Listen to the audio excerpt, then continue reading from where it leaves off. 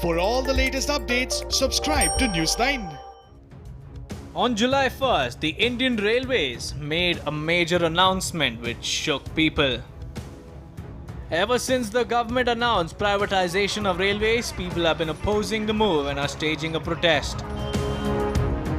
The Railway Ministry has also invited bidders from private sector for investment of about 30,000 crore rupees.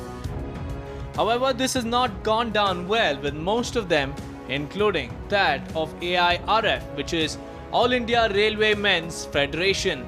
Fresh protests have erupted against the privatization of railways in West Bengal. The protest was called by TMC and hundreds of TMC workers and others took part in it. The protesters held placards and chanted slogans against the railways. The protesters staged protest in front of every railway station in West Bengal. The Trinamool Congress is against the privatization of India, and the step is privatizing the Indian Railway. We protest that, and as per the instruction of our leader Mamata Banerjee, we are protesting in front of every railway stations in West Bengal. Because Indian Railway is a connection, connecting to whole India together. We are one India, and that Indian Railway connects us.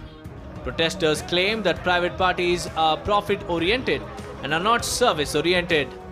If railway is privatized, then the private players will think that in which place they will meet and which place they are not making profit.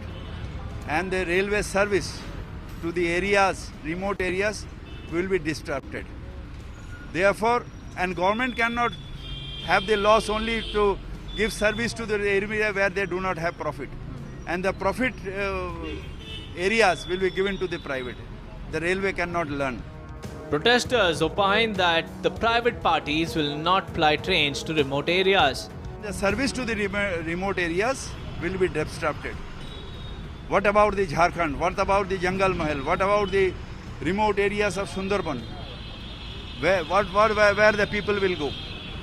So we are protesting against the privatization because this is the heart, connecting the people throughout India from Kashmir to Cape Comorin. Indian Railways is the fourth largest rail network in the world. It is also the lifeline for the mobility of ordinary citizens both for long and short distance travel.